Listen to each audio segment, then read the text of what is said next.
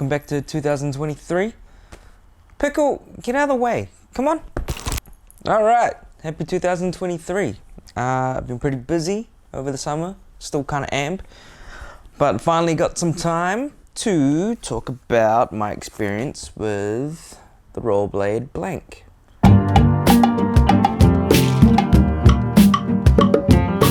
So I actually had a pair of these on order, the Pigeon Blue, the new ones that they've just released, but the shipment kept on getting delayed. And then I saw on Trade Me, which is New Zealand's version of eBay, one of the homies, Sam Anderson, was actually selling a pair on there. Unused. I think they were just too small for him. They're my size, 8 to 8.5. So I cancelled my order and got his pair.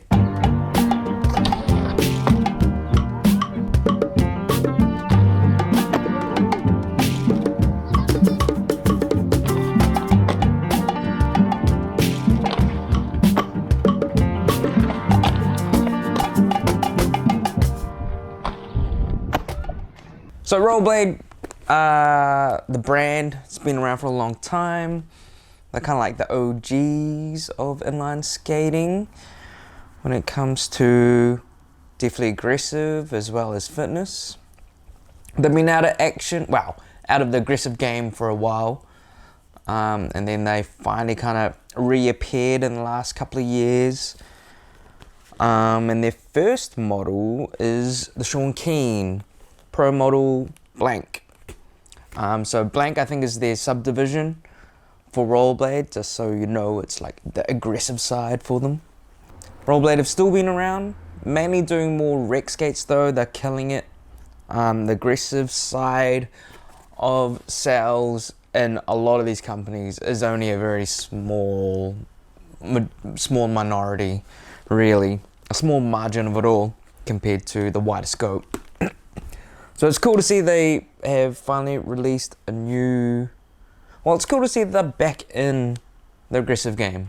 So the Blanks are modeled after their last kind of Rollerblade Solo. The old Solo model had a couple of like, I guess, ventilation holes. So they kind of just sealed that up, made it nice and clean, just like a classic boot, like any other classic boot really. They've even kind of reused the Solo sole plate, but they have changed it up a bit just to make it more secure, because that was one of the defaults of the last model, where the sole plate's just attached. It was two, how do I explain this? It was just kind of like two rails that made the sole plate, and they just attached to the boot, where now it's kind of like a one-piece thing. Make it more secure, I guess, minimizing that flex that you'd get from the boot when you're moving around. Yeah, what they've also done with the sole plate is, if you can see a bit closer there, they kind of taper up all around the toes and on the heel there.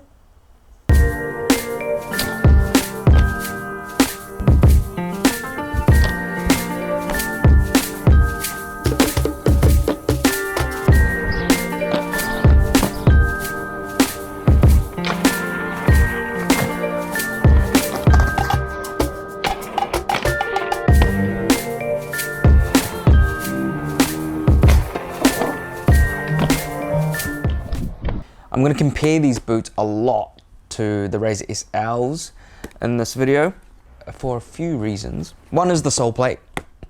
It is in one piece. It attaches to the boot, but your actual frame, your chassis, actually attaches to the plastic boot itself as opposed to the sole plate, thus making it lower to the ground, as well as when you get boot down, it's not as much of an angle, just because you're attached to the boot. You know, you don't have that extra, I don't know, is that a centimeter, maybe 9 millimeters, you know, of extra plastic that you're on top of. What else they have done similar is, these come with a heel pad, shock absorber. Once again, very similar to the Res SLs, specially made and designed to slot into this specific boot, which is pretty rad, which is awesome if you're into that kind of thing, which is awesome if you are into some protection, something to protect you from that ground shock that you get from doing, well, just landing, just off anything really.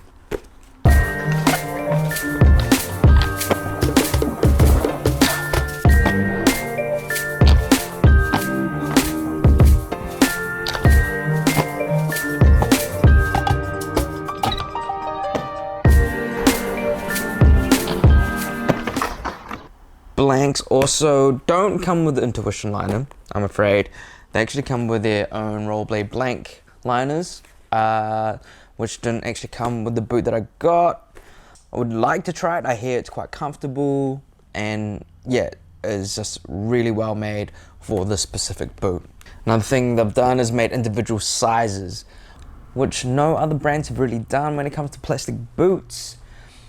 It's more in your like carbon free and carbon boots where you can get individual sizing. So that's pretty rad, pretty awesome. So you get it more specifically to your feet size.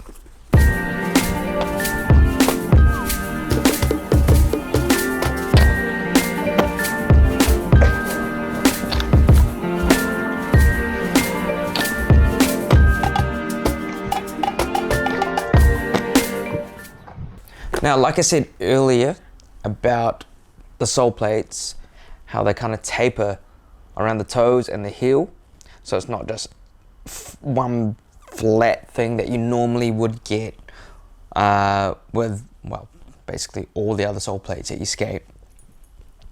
Is it a good thing? Is it a bad thing? It's kind of subjective, depends on you and how you skate. It will throw you off at first. That's what I've personally found, especially if you're slightly off balance either way and you're used to using that whole sole plate as leverage. Now with this, that means you kind of really need to be locked in, well balanced. It doesn't really take that much to get used to. If anything, it kind of makes you have to get more solid and make sure you're properly well balanced. So that's not a bad thing.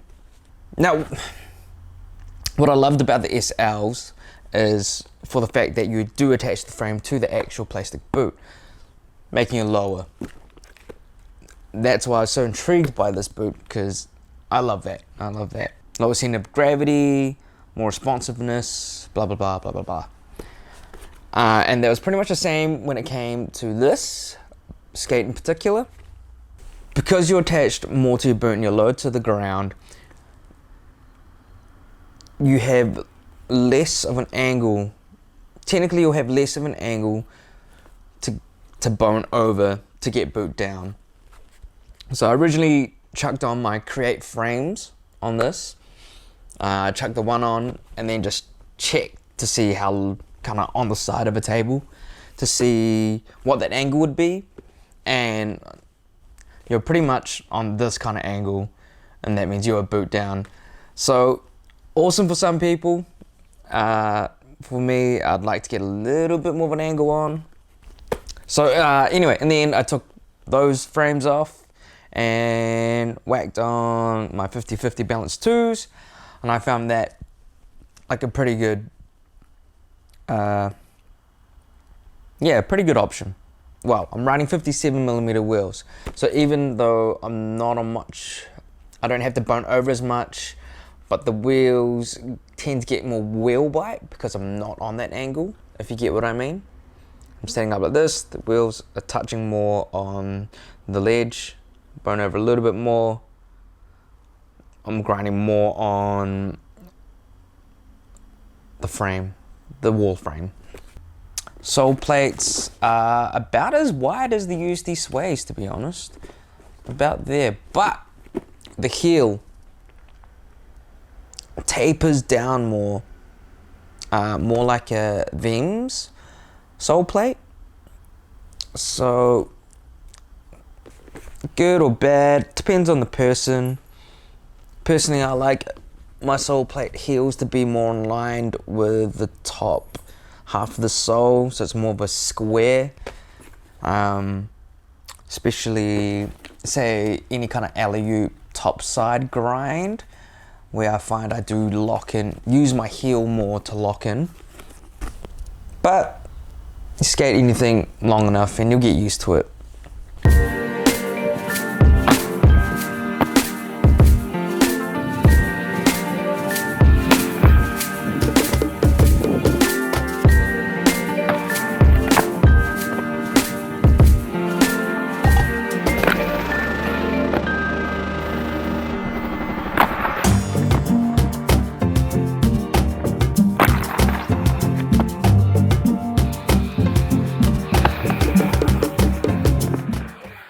The flex is good. I mean, like, it's flexible, but yeah, that cuff is pretty good. I don't know, it's supportive, yet I found it quite flexible. How could I compare it? If you've ever skated the Pat Ritter 909s, it's pretty much on par, around there.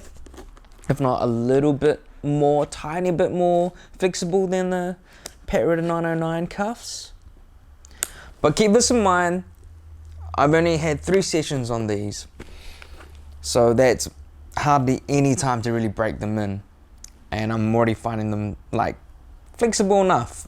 If I skated them for another month or so, they're definitely wearing, and I'd say they'd be well in the scope of what I like in a cuff. I got the size 8 US boot, and when you put the boot side by side to the small 909s, it's maybe about, I don't know, a 0.5, like half a centimeter. So only a couple of millimeters longer than the small 909s. But doesn't necessarily mean that the boot itself on the inside is any bigger. The plastic is actually quite thick. Yeah, I found the plastic to be quite thick, so even though I can downsize to a 6'7" and an SL quite comfortably, the size 8 boot, even with intuition liners, actually caused a bit of pain around my like pinky toe knuckles. But that happens with most boots that I skate, to be honest, so it's nothing new. It's just one of those things of having wedge-shaped feet. Because of how thick the plastic is in these boots, I found the 45-degree strap kind of pointless. It didn't do anything for me. So I still had to tie up my laces to really secure it, to get more of a heel lock in.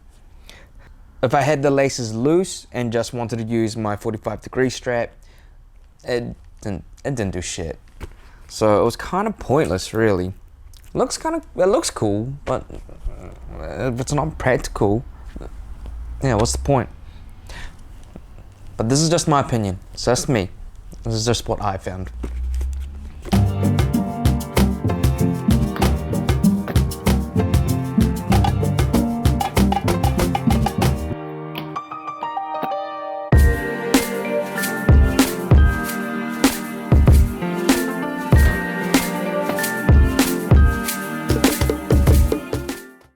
People also talk about weight of their skates, and people always want to know how heavy they are, blah blah blah. So I've compared them 909s with pretty much the exact same setup with these rollerblade blanks. So you can see how much they weigh, the difference of each skate. I think it was around 300 grams or something. I know I can't remember off the top of my head right now, but you'll see it on the screen, or just under that. So yeah, so that's from one boot alone.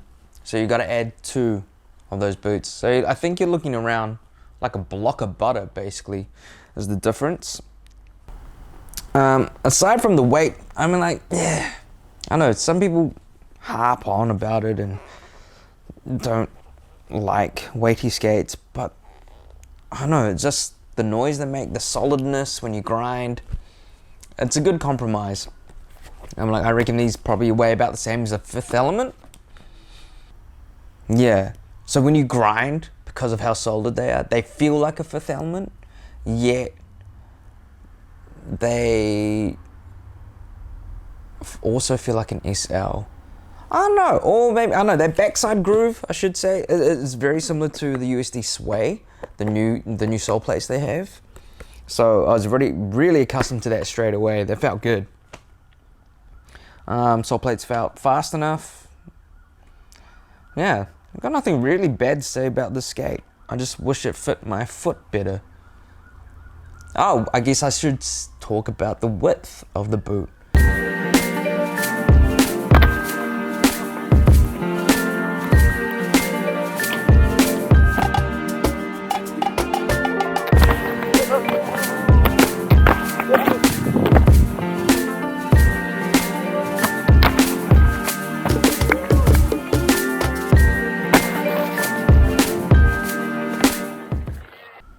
I know some people find them really wide.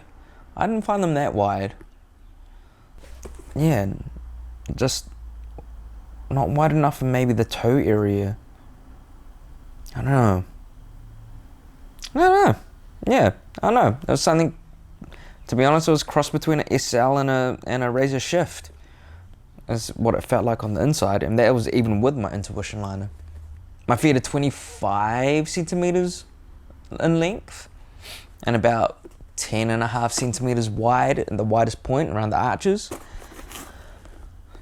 and I still found this boot, well, it's comfortable enough. It just my toes suck. They kind of, yeah, my feet are just, yeah, shit shape. Yeah, so I only had 3 sessions. I could only last about an hour and a half in these skates before my pinky toes, that knuckle area, would hurt. And like I said, it's quite common with me with most skates. There's only been really 2 pairs of skates that hasn't caused me that pain. So it's quite normal. Yeah, so it's quite normal. If it wasn't for that, I'd definitely be rocking these more. But because of that, I'm just not even gonna skate them, which is a shame because they are pretty solid. They're pretty sick.